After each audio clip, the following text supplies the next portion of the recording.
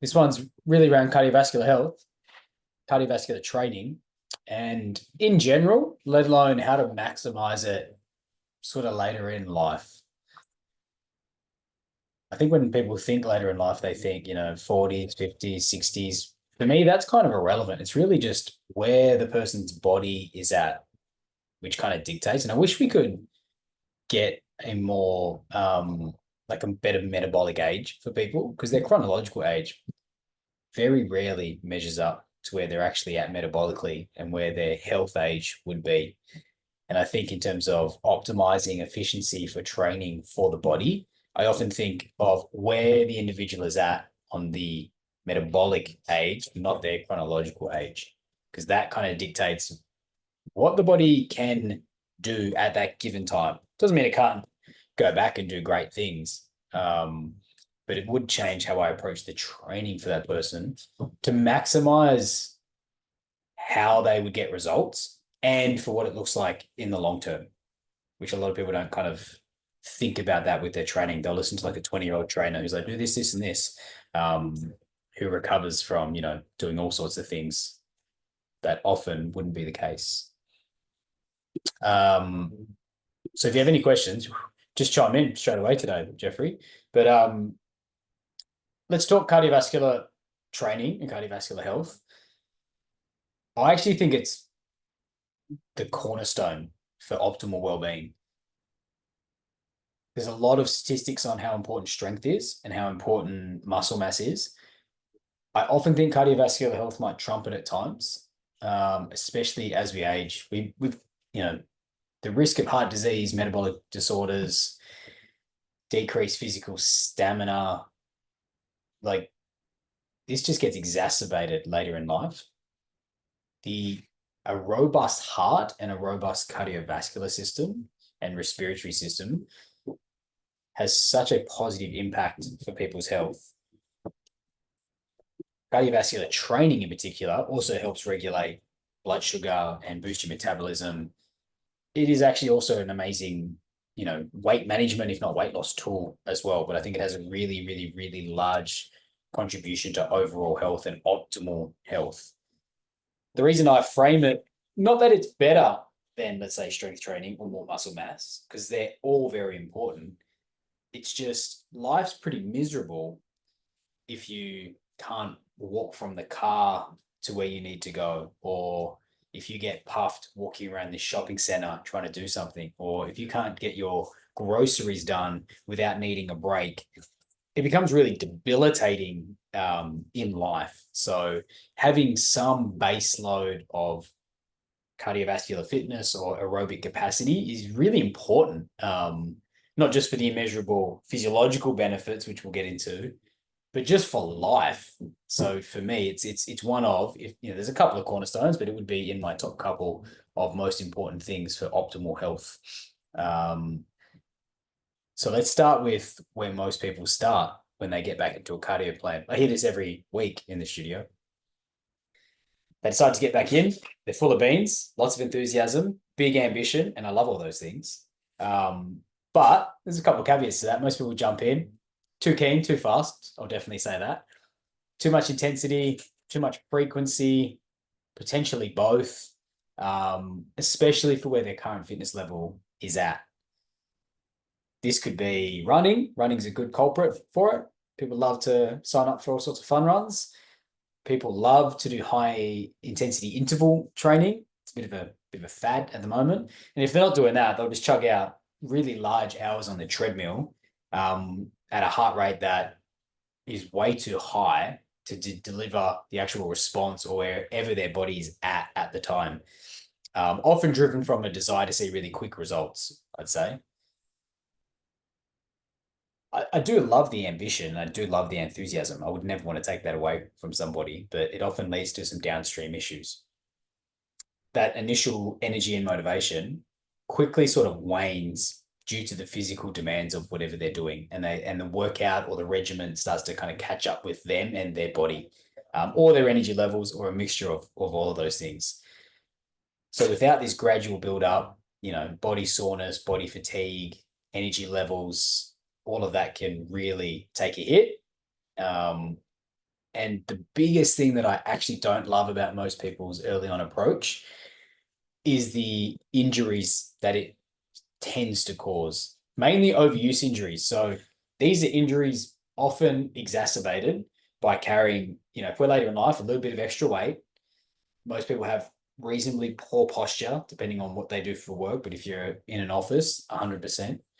Weak stability muscles. So these are all the muscles that are in and around your joints, and their job is to disperse tension throughout the body, and take load out of ligament, tendon, and the actual joint itself. Most people are weak in these areas. And when this happens, it actually leads to a compensation of movements or movement patterns that places extra stress on places that we don't want to have that stress. So my analogy normally is, if the thing or group of things that are supposed to do a job can't or don't do that job, something has to do that job for the body to be able to do what we want to do. And the body will just force things to do it without really having a concern for the repercussions or the downstream issues that it's creating. And it'll use the path of least resistance to do the task, whether the part of the body was designed to do that task or not. Immediately, most of the time, you'll be able to do the thing that you're forcing your body to do. But the question I would ask is, what is the cost or the trade-off, either in that one capacity or if that's repeatedly done for somebody? And this is often how someone's lower back ends up being so injured, so sore, so painful, or their upper neck and their shoulders, or places like this. So what's kind of happening here? What are the common injuries that I see? Well, let's say running, because running's, as much as I love it, and as much as I do it myself, one of the biggest methods of exercises that causes injury that I know of. You get a couple of them through this overuse or lack of structural strength in the body. You get runner's knee, which is an easy word for sort of patellofemoral pain.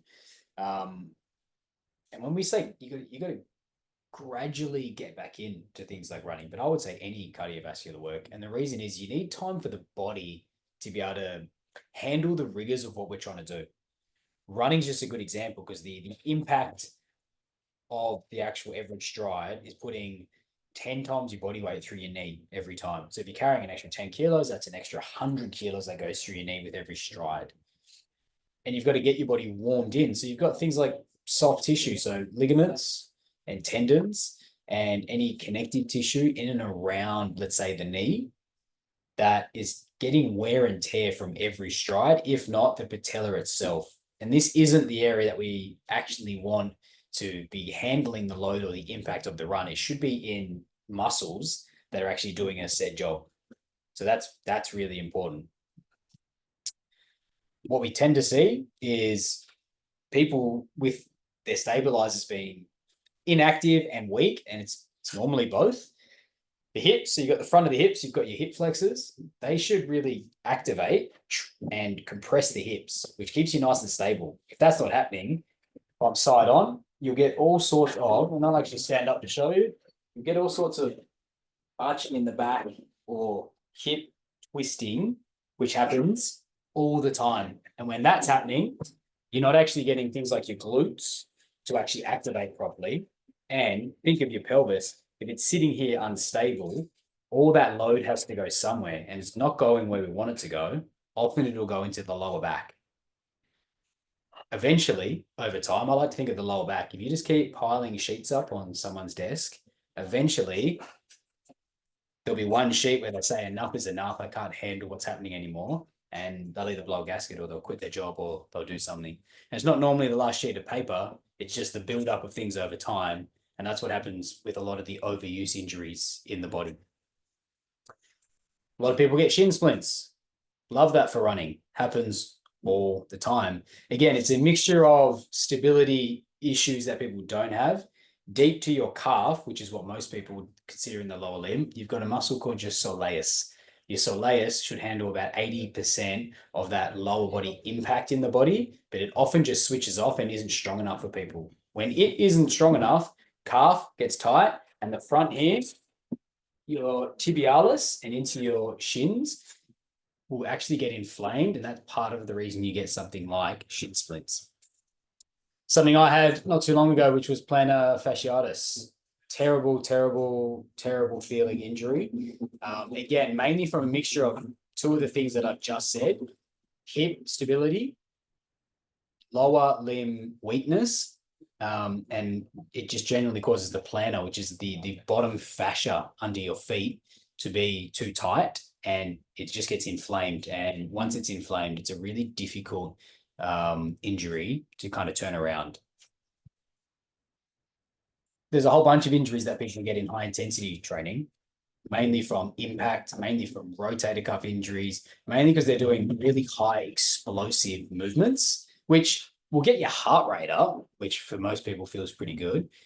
But the question I would ask to people is, what is the cost of the movements that you're doing? If it's a box jump, if it's a burpee, if it's star jumps, if it's potentially some skipping, if it's a whole bunch of mountain climbers. It's not to say that some of these exercises aren't beneficial, but if we go back to what we were speaking about earlier, is the body capable to actually get the correct amount of output from those exercises without having the hindrances that may come from them? The same thing applies to sprinting. The same thing applies to heavy barbell strength work. There's times and places for all the exercises, but the caveat is my body prepared enough for them? And will it actually get the benefit that I'm trying to achieve from them? And even if it can do all that, I still need to think about the cost of potentially doing those things, because there's just a trade-off for all of them. And I want people to start thinking about that a little bit more. All of that kind of gets me to what I actually would do if I was training, just in general, let alone if I was, in my late 30s and 40s and above. My favorite, and one that'll work for everybody, is steady state cardio. Like, we'll get into some specifics in a minute, but it is maximum benefit training with the least amount of cost to it that every single person can do. So for me, it wins on so many fronts. The only thing it doesn't achieve is it takes a little bit more time. So does having an injury. So does having aches and pains. So does not being able to do not just gym work and get results, but I don't know, sleep in your bed properly because your back's not flared up. Drive your car, play with your kids, do whatever it is that you need to do. Sit at your work desk for an entire day without having pains or lightning strikes going through your body because things are twitching. That's a pretty shitty experience for most people. So again, when people think a bit longer term, it can help structure kind of what we do on a day-to-day, week-to-week basis. So I want to talk through some real benefits that I see from low intensity steady state to measure against some of the high intensity and what people normally do.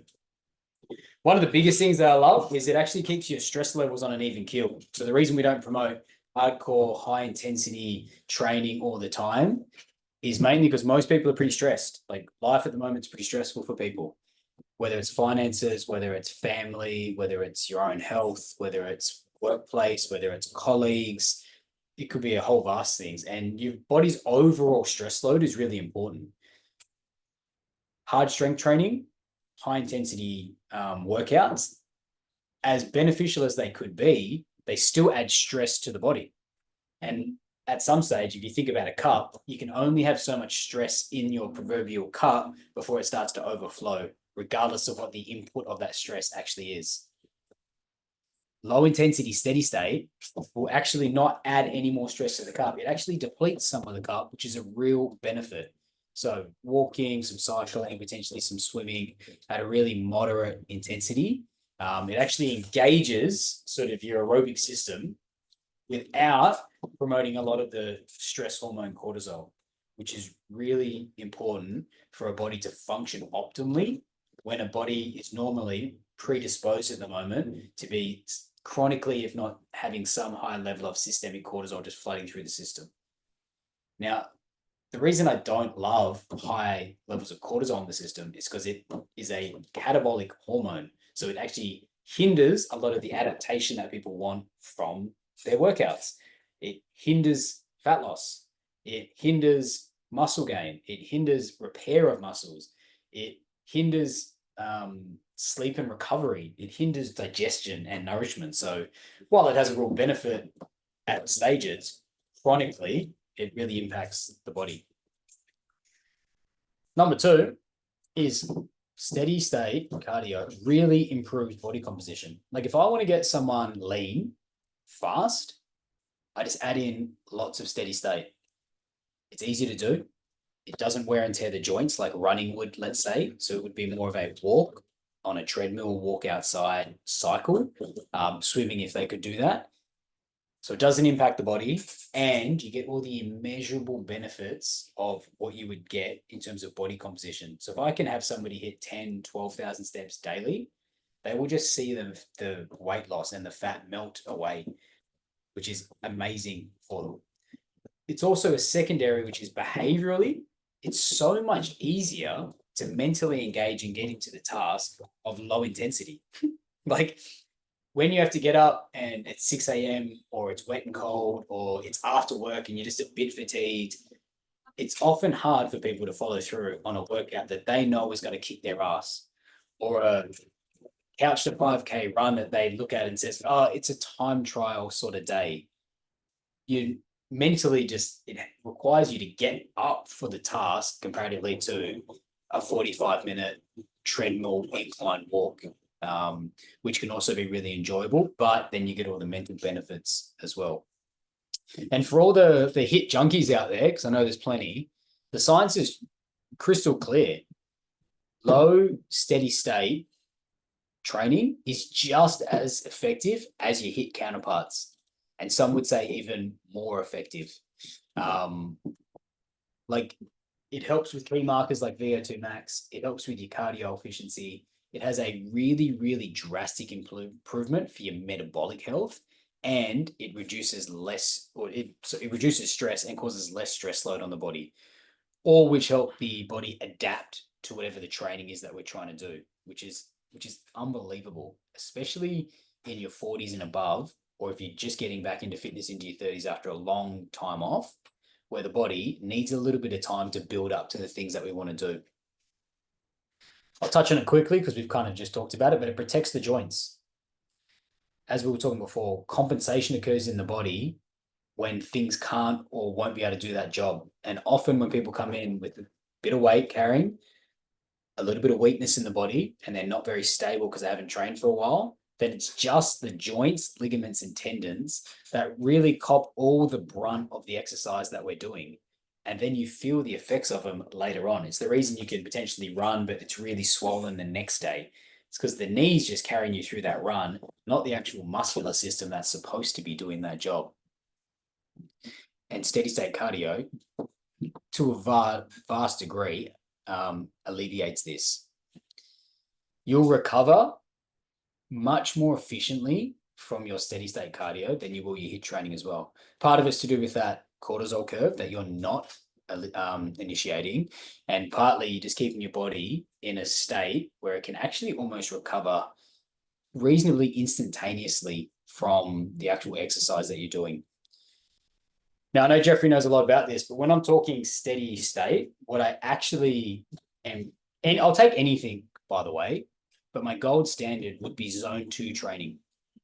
Now, for those who don't know, zone 2, it's about 60 to 70% of your actual max heart rate. It's just a moderate intensity that should allow you to maintain a conversation just like this. If Jeffrey and I are on a treadmill next to each other, we should be able to talk pretty much the entire time.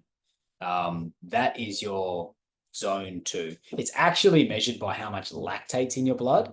But to be fair, unless you're an athlete, it's super irrelevant. I would just measure it on the heart rate that you're actually generating, which isn't as accurate, but is also just way easier, which means people actually follow it.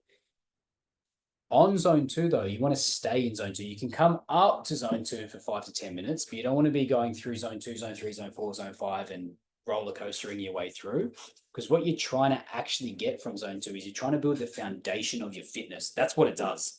If you think of a big triangle, trying to make one here, zone 2 is the base. It allows your body to, it actually allows for mitochondrial efficiency in the body. So it helps your body be able to utilize its oxygen better and its aerobic capacity better. That's one of the biggest frameworks you can have. To do that, you need to spend time in zone 2. and you need to like the actual gold standard would be like 30 to 45 minutes, maybe even an hour. But I would take, depending on how much your week is, I would want at least 50 to 75% of your training to be in zone 2. At least. Zone 5, which is the max zone or the VO2 max training, honestly would be somewhere between 10 and 15% at absolute max. If I could only choose one or the other, I would choose zone 2. The same, I put VO2 max or zone 5 training into the same sort of training method that I would put heavy strength training into. You need to build your way up to get there, because what you're doing at that high intensity interval style cardiovascular output is you're putting lots of stress on the body. And when you're going at that sort of level, the net impact is really difficult, and you leave yourself susceptible to just overuse injuries much more than zone 2.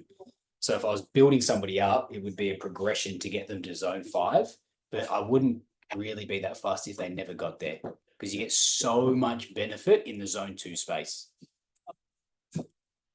So if I was going to build my week around this, it would be, number one, build up your cardio. There's a real stigma around like walk running or walking. I do it all the time. The reason is I'm trying to tick a box that stays in zone 2, that is really easy and enjoyable for myself, that doesn't put impact on my body. I don't want to get plantar fasciitis. I don't want to get shin splints. I don't want to have knee pain. I don't want to have lower back pain. And every person I know that's trying to do 5K time trials or run a 10K under a certain time, or is building up for a marathon, it just comes at a cost. And what they're not doing is actually putting in enough recovery to do what they're actually doing in terms of their max output cardiovascular exercise. Me being who I am, I've actually been injured from everything that I've just said. And the reason is I didn't do enough recovery and stability work to compensate for the demands of what I was doing. You can stay in great shape, have a great cardiovascular health, great heart health, and increase your body's ability to use oxygen by doing running, walking on a treadmill, doing some swimming, doing some cycling, all in a zone 2 pace for anywhere between 50 and 80% of your cardiovascular output for the week. I aim for 3 zone 2 trainings for the week and just 1 VO2 max training in the week. But transparently, I don't mind if I do a VO2 max every second week, because for me, increasing my body's threshold for how fit I am in terms of how much I can utilize oxygen comes secondary to just getting the benefits of getting out and about and the mental health benefits I get from all my zone 2 training. That's just me personally, but people just have to figure out what they want to get out of their cardiovascular experience. Number 2 is I would do something called, for a lot of people that say, I don't have the time, which is a very valid point. I like to do a thing called time swapping. So we all know of like nutritional swaps and what they are. Time swapping is actually just trying to find parts of your day that you can actually mix in with your cardiovascular output. For me, it's I walk my kid and I pick my kid up from daycare, which is about a 1.5 to 2K walk potentially. I do that every time I drop him off. I get so much incidental exercise through that period, and it only actually costs me like an extra 20 minutes compared to driving. So I just get up earlier to make up for it, and there's already a massive win for my overall health and getting in the cardiovascular health that I'm trying to. One of the things that I see people do a lot is they'll take a lot of their work phone calls or meetings that they can actually take, and they'll do it on the treadmill or they'll do it walking around the block.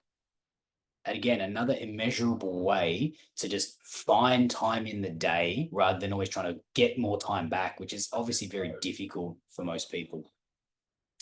And number 3, find out what your zone 2 is and stay in it as often as you can. It is one of the most immeasurable statistics on overall health and well-being and longevity in the body. Number 4 is if you can, and if you build up to it, then start to think about your zone 5 and your VO2 max training. But I put it all the way at the end because you can live a really healthy, great life and stay in great shape with great cardiovascular health without ever getting there. I'll open the floor to any questions. Not a question, but I when I first learned that zone two is the most effective thing to do for cardiovascular fitness, I was really shocked because I think the narrative out there is if you're not going hard, you're not actually getting fit. And so and you know I love my zone two, but even now you feel like going for a stroll on the treadmill and people must be looking and think that's not exercise, but I know scientifically it is a really good thing to be doing. So, and you're right, you know, I don't have any of the injuries or the problems that I had when I was running by doing the zone two as my number one priority.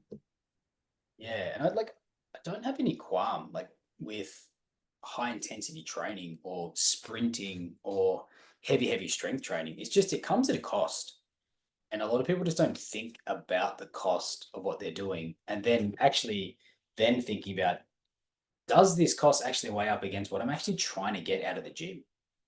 And like for most of the 40-year-olds that I know, they just want to drop a few kilos, regain some energy, be fit and healthy and feel confident about where their life's heading in the next 20 years, but and be able to keep up with their kids.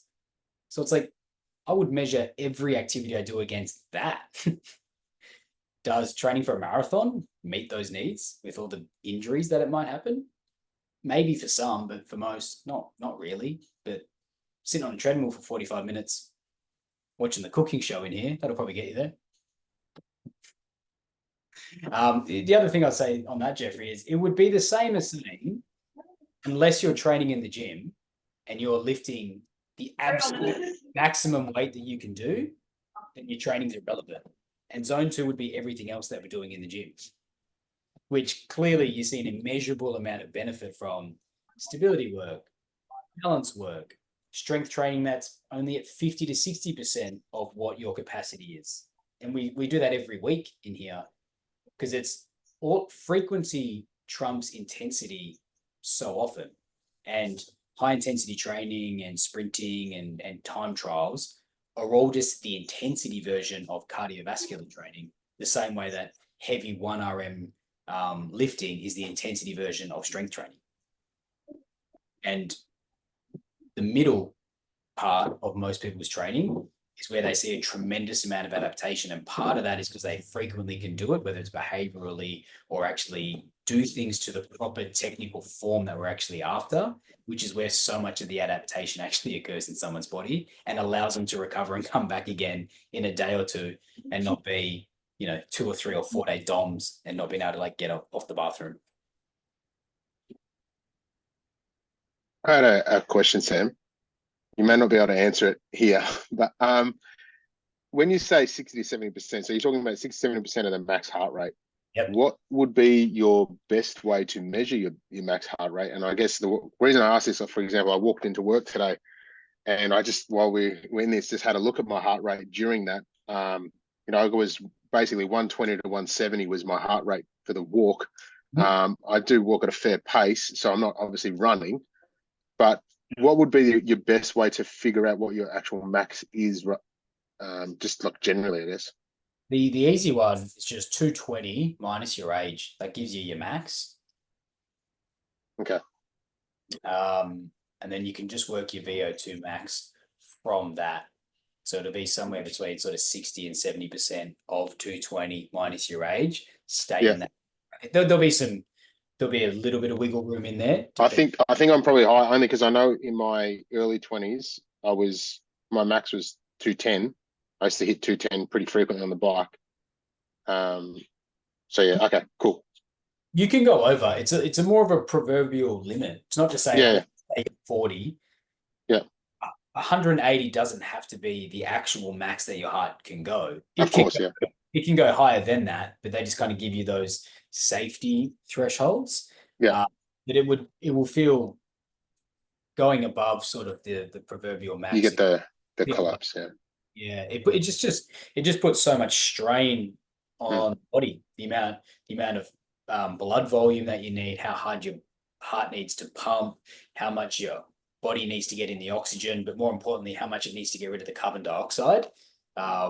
It just puts stress on the body, and people don't often think about their training, any training, let alone cardio, in terms of the stress response that the actual thing is eliciting rather than am I getting the max benefit from it? And you'll get so much more max benefit being a little bit less on than a little bit more on. Perfect. Okay, thanks. Beautiful. Any other questions today, gentlemen? No, good. No, that was great, Sam. Thank you. Yeah, it's good. It's a good one. Thanks, Sam. I'd like to think of my steady state. You can almost use it as a recovery day, if I'm being honest. Like if you did 3 strength trainings a week, Monday, Wednesday, Friday, let's just say, feel free to add in Tuesday, Thursday, and Saturday as your steady state, and you would get immeasurable benefits. You don't have time to do it on a different day, throw it in at the back of your workout.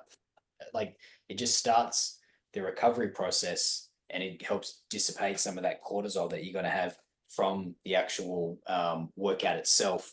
And it'll just start that recovery process in terms of getting the nervous system to calm down. They would be my key takeaways from today. But if you're looking to get in shape and stay in shape, steady state cardio is one of the most underrated, overlooked practices that I would literally give to every single person that I train, because the benefits, not only physical but mental, are astronomical and through the roof. Done. Thank you for joining me today, gentlemen, and I hope you have a wonderful afternoon.